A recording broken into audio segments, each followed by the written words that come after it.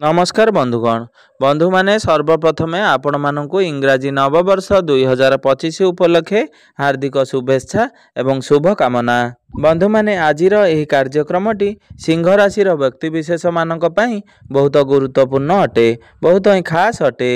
तेबे बंधु माने आपणकर व्यस्तबहुल जीवन मध्यरे 10 मिनिट समय आपण एही कार्यक्रम पई दियंतु एवं आपणकर भाग्य एवं भविष्यत विषय रे जानंतु। तेबे बंधु माने आजिर एही वीडियो रे सिंह राशि व्यक्तिविशेष मानक पई सेही 6 गोटी भविष्यवाणी विषय रे जानिबे, जहा 2025 रे हेबाकु थिबा प्रमुख ग्रह मानकर गोचर हिसाब रे आपण मानकर जीवन रे यह निश्चिंत भाव रे घटिबा पई जाउअछि एवं यह लेखिकिरी रखंतु। यह संपूर्ण सत्य घटना अटे। आपण जीवन रे एही 2025 रे एही महत्वपूर्ण घटना मान घटिबा पई जाउअछि, जहा द्वारा आपणकर भाग्य एवं भविष्यत को परिवर्तन करिदेब। तेबे बंधु माने समस्त जानि रखिबा उचित जे समस्तंकर जन्म कुंडली एकापरि होई न थाए, भिन्न भिन्न प्रकारर होइथाए एवं पूर्व जन्मर कर्मफल अनुसार एही जन्मर कुंडली प्रस्तुत होइथाए।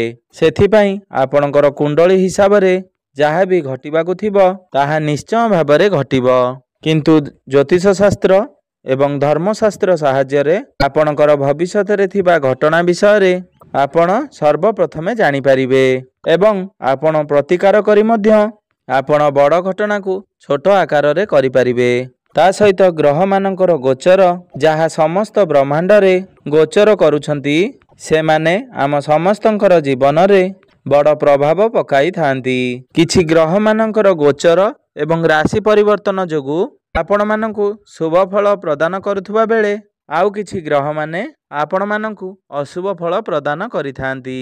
सेथिपई एही चलित वर्ष 2025 मसीहा रे आपण माने निजे ही देखि परिबे आपणकर जीवन रे गोटे बड़ परिवर्तन आसीबो, किंतु आपण मानकर एही परिवर्तन आपण मानक पई केते भल रहिबो एवं केते खराब रहिबो जानिबा पई आपण भिडियोटी को स्किप न करी शेष पर्यंत निश्चिंत देखंतु।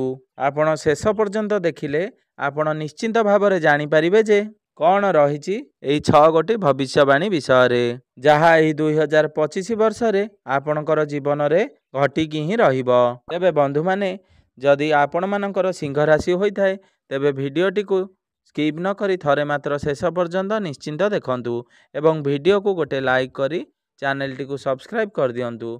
आपण माने जदि ईश्वर को सच्चा हृदय रे भक्ति करुथांती, विश्वास करुथांती, तेबे भक्ति एवं श्रद्धार सहित कमेंट बॉक्स रे जय माँ लक्ष्मी, जय श्री विष्णु अवश्य लिखि दियंतु। तेबे बंधु माने आसंतु आरंभ करिबा आजिर एही कार्यक्रम को, जहा कि जन्म राशि एवं चंद्र राशि उपरे संपूर्ण आधारित अटे। आपण माने ध्यान देई बुझिबार अछि जे आपणकर केउ क्षेत्र रे एही परिवर्तन मान घटिबो। आपणकर शिक्षा क्षेत्र रे ना आपणकर क्यारियर रे ना आपणकर प्रेम जीवन रे ना वैवाहिक जीवन रे ना आपणकर स्वास्थ्य रे ना आपणकर व्यापार वाणिज्य क्षेत्र रे केउ क्षेत्र रे आपणकर बहुत बड़ परिवर्तन हेबाकु जाउछि। सेथिपई आपण माने ध्यानर सहित देखंतु एवं आपण माने बुझिबा पई चेष्टा करंतु। तेबे बंधु माने ए 2025 वर्ष रे आपणक राशि रे शनि अढ़ेईर आरंभ हेबा पई जाउअछि एवं एहार प्रभाव आपण मानक उपरे कौन रहिबो एवं ता सहित भविष्यवाणी मध्य आमे माने ए वीडियो रे आपण मानकु जणाइबो। तेबे बंधु माने सर्वप्रथमे जानि नेबा आपणकर राशि रे नवग्रहंकर स्थिति किपरि रहिछि। केतु आपणकर द्वितीय भाव रे विराजमान अछंती, सूर्य आपणकर पंचम भाव रे विराजमान अछंती, शुक्र एवं शनि आपणकर सप्तम भाव रे विराजमान अछंती, राहु आपणकर अष्टम भाव रे विराजमान अछंती, देवगुरु बृहस्पति आपणकर दशम भाव रे विराजमान अछंती, मंगल आपणकर द्वादश भाव रे विराजमान अछंती। तेबे बंधु माने आसंतु जानि नेबा सर्वप्रथमे प्रथम भविष्यवाणी विषय रे एवं आपणकर राशिर स्वामी सूर्यदेव अटंती। सूर्यदेव आपणकर षष्ठ भाव रे रहिबे जनवरी मास 14 तारिख ठारू फेब्रुआरी मास 14 तारिख पर्यंत भाव रे विराजमान करिवे एवं सूर्यदेव षष्ठ भाव को गोचर करिवे माने आपण मानक पई एहा बहुत भल समय रहिबो। आपणकर जीवन रे रोग ऋण एवं शत्रु को परास्त करी ଆପଣ ଆଗକୁ ଆଗକୁ ବଢ଼ି ଚାଲିବେ। ଆପଣ ଏହି ସମୟର ଅବଧି ମଧ୍ୟରେ କିଛି ଲୋନ୍ କରିବା ପାଇଁ ଚାହୁଁଛନ୍ତି ବା ଧାର କରଜ କରିବା ପାଇଁ ଚାହୁଁଛନ୍ତି, ତେବେ ଏହି ଜାନୁଆରୀ 14 ତାରିଖରୁ ନେଇ ଫେବୃଆରୀ 14 ତାରିଖ ମଧ୍ୟରେ ଆପଣଙ୍କ ପାଇଁ ସମୟ ବହୁତ ଭଲ ରହିବ। ଆପଣମାନେ ଦେଖିବେ ଆପଣଙ୍କର ଏହି ସମୟରେ ରୋଗ, ଋଣ, ଶତ୍ରୁ ସବୁ ଆପେ ଆପେ ଦୂର ହୋଇଯିବ। ତାପରେ ସୂର୍ଯ୍ୟଦେବ ଯେତେବେଳେ ଆପଣଙ୍କର ସପ୍ତମ ଭାବକୁ ଯିବେ, ଆପଣଙ୍କର ସାଥୀଙ୍କ ପ୍ରତି ଆପଣଙ୍କର ନିବିଡ଼ତା ବଢ଼ିଯିବ। ଆପଣଙ୍କର ବୈବାହିକ ଜୀବନ, ପ୍ରେମ ସମ୍ପର୍କ, ଆପଣଙ୍କର ବୁଝାବଣା ଠିକ୍ ହୋଇଯିବ। ଆପଣ ଯଦି ଏହି ସମୟରେ ପାର୍ଟନରସିପ୍ରେ କାର୍ଯ୍ୟ କରୁଛନ୍ତି, ଆପଣମାନଙ୍କ ପାଇଁ ସମୟ ବହୁତ ଭଲ ରହିବ। ଆପଣ ବହୁତ ଅଧିକ ପ୍ରଫିଟ୍ କମାଇବେ। ଯଦି ଆପଣ କୌଣସି ବେପାର ବାଣିଜ୍ୟ କରୁଛନ୍ତି ବା ଡେଲି ଇନକମ୍ କରୁଛନ୍ତି, ତେବେ ଆପଣମାନଙ୍କ ପାଇଁ ସମୟଟି ବହୁତ ଭଲ ରହିବ। ମାର୍ଚ୍ଚ ମାସ 14 ତାରିଖ ଠାରୁ ସୂର୍ଯ୍ୟଦେବ ଯେତେବେଳେ ଆପଣଙ୍କର ଅଷ୍ଟମ ଭାବକୁ ଗୋଚର କରିବେ, ଆପଣଙ୍କର ସ୍ୱାସ୍ଥ୍ୟରେ କିଛିଟା ସମସ୍ୟା ଦେଖାଦେବ। କାରଣ ସୂର୍ଯ୍ୟଙ୍କର ଅଷ୍ଟମ ଗୃହକୁ ଗୋଚର ଏତେ ଶୁଭ ବୋଲି ମାନାଯାଇ ନଥାଏ। ସେଥିପାଇଁ ଆପଣମାନେ ମାର୍ଚ୍ଚ ମାସ 14 ତାରିଖ ପରଠାରୁ ଏପ୍ରିଲ ମାସ 14 ତାରିଖ ପର୍ଯ୍ୟନ୍ତ ଆପଣ ଆପଣଙ୍କର ସ୍ୱାସ୍ଥ୍ୟ ପ୍ରତି ସତର୍କତା ଅବଲମ୍ବନ କରିବା ପାଇଁ ପଡ଼ିବ। ସ୍ୱାସ୍ଥ୍ୟର ଯତ୍ନ ନେବାକୁ ପଡ଼ିବ। ଏହାପରେ ସୂର୍ଯ୍ୟଦେବଙ୍କର ଗୋଚର ଆପଣମାନଙ୍କ ପାଇଁ ବହୁତ ହିଁ ଭଲ ରହିବ। କାରଣ ସୂର୍ଯ୍ୟ ଆପଣଙ୍କର ରାଶିରେ ବହୁତ ଉଚ୍ଚକୁ ଆସିବେ। ସେଥିପାଇଁ ଏହି ସମୟରେ ଆପଣଙ୍କର ଉଚ୍ଚଶିକ୍ଷା ବା ଗଭର୍ଣ୍ଣମେଣ୍ଟ ଜବ୍ ପାଇଁ ବହୁତ ଭଲ ସମୟ ରହିବ। ଆପଣମାନେ ଏପ୍ରିଲ ମାସ 14 ତାରିଖ ପରେ ଶିକ୍ଷା ପାଇଁ ବହୁତ ଭଲ ସମୟ ଆସିବ। ଏହି ସମୟରେ ଆପଣଙ୍କୁ ଚାକିରି ପ୍ରାପ୍ତ ହେବାର ସମ୍ଭାବନା ବଢ଼ିଯିବ। ଆପଣ ଚେଷ୍ଟା ଜାରି ରଖନ୍ତୁ। ଆପଣ ନିଶ୍ଚିନ୍ତ ଭାବରେ ସଫଳତା ପ୍ରାପ୍ତ କରିବେ। ତେବେ ବନ୍ଧୁମାନେ ଏବେ ଆସନ୍ତୁ ଜାଣିନେବା ଦ୍ୱିତୀୟ ଭବିଷ୍ୟବାଣୀ ବିଷୟରେ। ରାହୁ ଆପଣଙ୍କର ଅଷ୍ଟମ ଭାବରୁ ବାହାରି ଆପଣଙ୍କର ସପ୍ତମ ଭାବକୁ ଚଳନ କରିବେ। ମଇ ମାସ 18 ତାରିଖ ଦିନ ଚଳନ କରିବେ। ରାହୁ ଯେତେବେଳେ ଆପଣଙ୍କର ଅଷ୍ଟମ ଗୃହରେ ରହିବେ, ସେତେବେଳେ ପର୍ଯ୍ୟନ୍ତ ଆପଣ ଯେଉଁ ଜିନିଷ ଚାହୁଁଛନ୍ତି ତ ସେହି ଜିନିଷ ଆପଣଙ୍କୁ ପ୍ରାପ୍ତ ହେବ ନାହିଁ। ଏହି ସମୟରେ ଆପଣ ଯେଉଁ ବି କାର୍ଯ୍ୟ କରୁଛନ୍ତି, କାମ ପ୍ରତି ଡିସାଟିସ୍ଫ୍ୟାକ୍ସନ୍ ଦେଖିବାକୁ ପାଇବେ। କାମରେ ଆପଣଙ୍କୁ ଅସଫଳତା ଦେଖିବାକୁ ମିଳିପାରେ। କିନ୍ତୁ ଯେତେବେଳେ ମେ 18 ତାରିଖ ପରେ ଯେତେବେଳେ ସପ୍ତମ ଭାବକୁ ଗୋଚର କରିବେ, ଆପଣଙ୍କର ପୂର୍ବରୁ ଅଟକିଥିବା କାର୍ଯ୍ୟ ପୁଣି ଥରେ ଆରମ୍ଭ ହୋଇଯିବ। ଆପଣ ଯେଉଁ କାମ ଡେଲି କରିବା ପାଇଁ ଚାହୁଁଥିଲେ, ସେହି କାର୍ଯ୍ୟରେ ଆପଣଙ୍କର ବାଧାବିଘ୍ନ ଆସୁଥିଲା, ବର୍ତ୍ତମାନ ସେହି କାର୍ଯ୍ୟ ଆପଣଙ୍କର ପୁଣି ଥରେ ଚାଲୁ ହେବା ପାଇଁ ଲାଗିବ। ଆପଣ ଆପଣଙ୍କର କାର୍ଯ୍ୟକ୍ଷେତ୍ରରେ ଧୀରେ ଧୀରେ ଉନ୍ନତି କରିବା ପାଇଁ ଲାଗିବେ। ଏହି ସମୟରେ ରାହୁ ଆପଣଙ୍କୁ ଚାଲାକ ଚତୁର ଏବଂ ବୁଦ୍ଧିମାନ ବନାଇ ଦେବେ। ଆପଣଙ୍କର ଡେଲି ଇନକମ୍ ବଢ଼ିଯିବ। ତା ସହିତ ପୂର୍ବରୁ ଆପଣଙ୍କର ସ୍ୱାସ୍ଥ୍ୟରେ ଯେଉଁ ସବୁ ସମସ୍ୟା ଆସୁଥିଲା, ତାହା ଆସ୍ତେ ଆସ୍ତେ ଦୂର ହୋଇଯିବ। ସବୁବେଳେ ଆପଣ ଯେଉଁ ଟେନସନରେ ରହୁଥିଲେ ଆପଣଙ୍କର କାର୍ଯ୍ୟକୁ ନେଇ, ତାହା ମଧ୍ୟ ଆପଣଙ୍କର ଦୂର ହୋଇଯିବ। ତେବେ ବନ୍ଧୁମାନେ ଏବେ ଆସନ୍ତୁ ଜାଣିନେବା ତୃତୀୟ ଭବିଷ୍ୟବାଣୀ ବିଷୟରେ।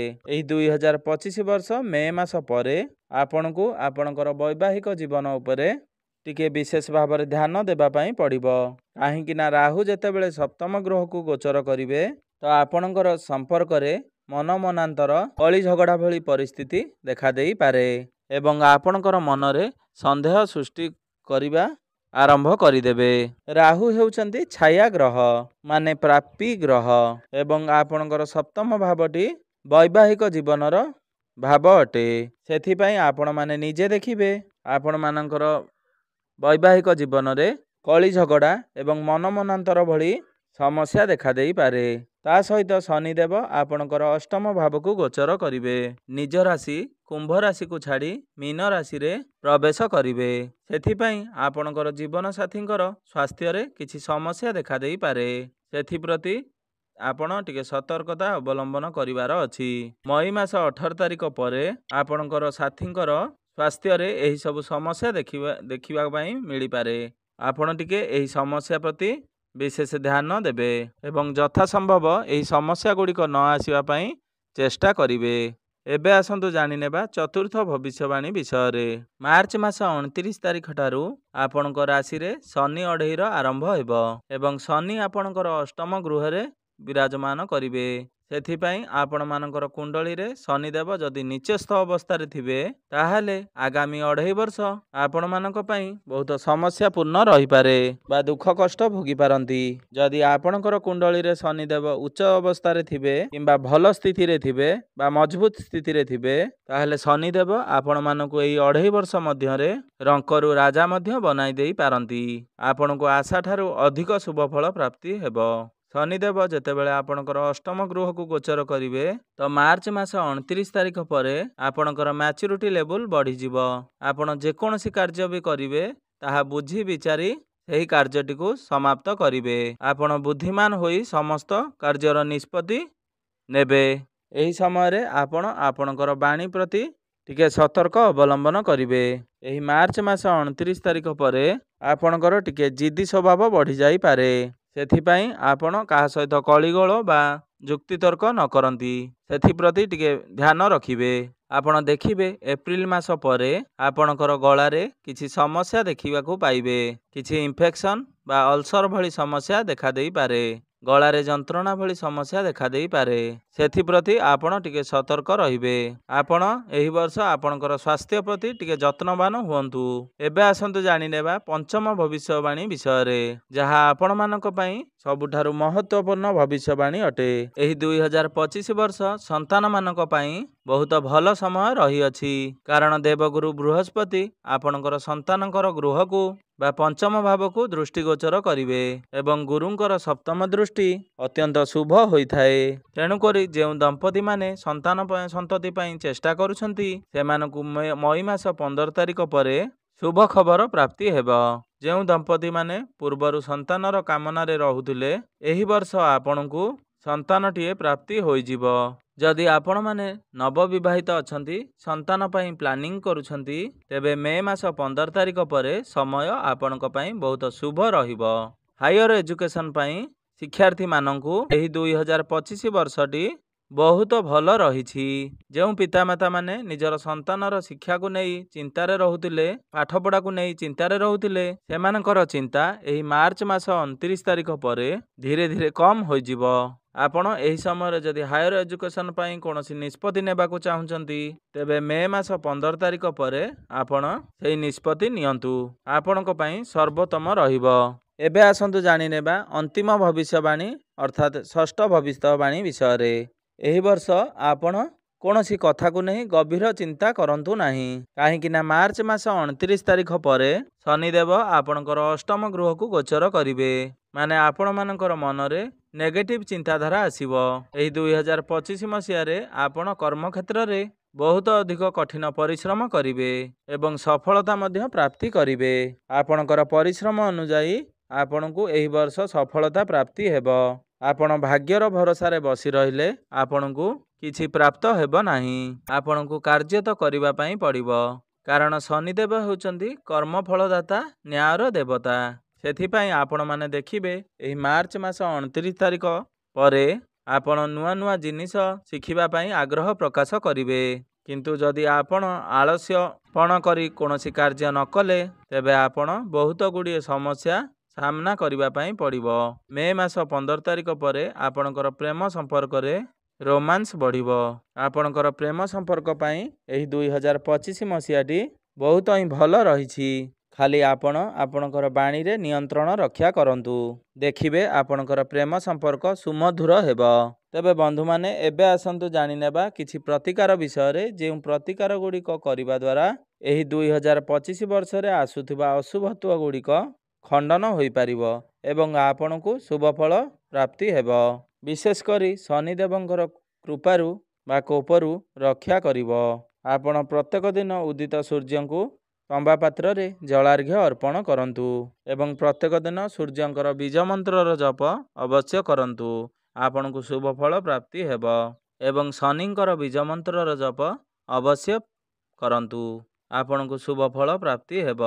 ଆପଣ ପ୍ରତ୍ୟେକ ଦିନ ହନୁମାନ ଚାଳିଶାର ପାଠ ଅବଶ୍ୟ କରନ୍ତୁ। ଆପଣଙ୍କୁ ଶୁଭଫଳ ପ୍ରାପ୍ତି ହେବ। ତେବେ ବନ୍ଧୁମାନେ ଆପଣଙ୍କ ପାଇଁ ଏହି 2025 ବର୍ଷଟି ମଙ୍ଗଳମୟ ହେଉ, ଏହା ହିଁ ଈଶ୍ୱରଙ୍କ ନିକଟରେ ମୋର ଏତିକି ପ୍ରାର୍ଥନା। ଧନ୍ୟବାଦ।